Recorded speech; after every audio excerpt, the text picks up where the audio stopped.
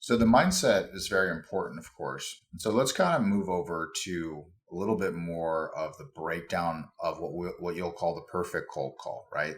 Structurally, what do you have or have to look at for you to be able to say this is a more perfect cold call than what I was probably doing before? I think the number one thing that you have to do is cut the fluff. I get cold calls all day long, and I still make cold calls to this day. I will tell you that I don't call people to ask them how they're doing. It just doesn't happen.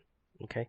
Um, or I certainly don't call anybody and say, "Is this a bad time?" Because typically it's always a bad time to call somebody who you don't know to solicit them for a product or service. So my approach has always been, be as blunt as I can without offending somebody, right? And a lot of times in my introduction, I will say something as blunt as, Christian, I'm going to be honest with you. This is a sales call. Feel free to hang up on me if you want, right? I gave you the out. If you continue talking to me, now I have to know subconsciously that there's some interest, okay? So I hit them that hard up front. And I think that a lot of my marketplace, my demographic appreciates that because they don't have the time to spend there and talk to a complete stranger and to determine, is this a sales call and do they want to be a part of it?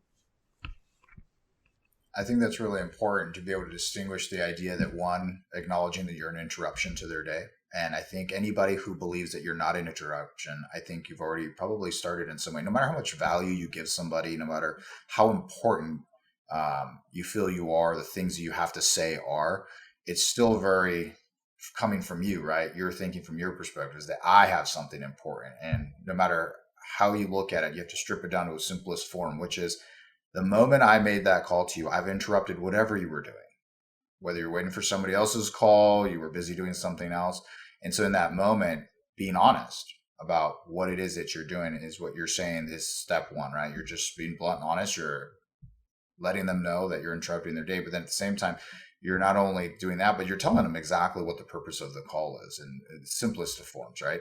And there's also, I would say, almost there's some humor in the idea of you can just hang up on me, and because it's true. I mean, you're going to get hung up on all the time, right? You're going to hear Mister Click all day long, and that reality of just being able to say it how it is. Sometimes you're gonna have that person. It's like, oh, great, I got an easy out, and you move on with life, right? You don't you accept the reality versus hoping every call is going to be a success to a point where now that failure starts to kick in.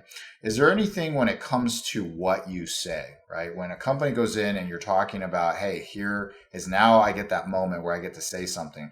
How important is it for you to figure out what you say in that moment? How much time do you think you have to be able to say that? I think it's extremely important that you dumb down your product so that a 5-year-old could understand what you're selling, what your proposition is, right? I find that a lot of companies that I consult with, they make it too complicated and assume that the general public knows what industry terms they're using, what those mean, right?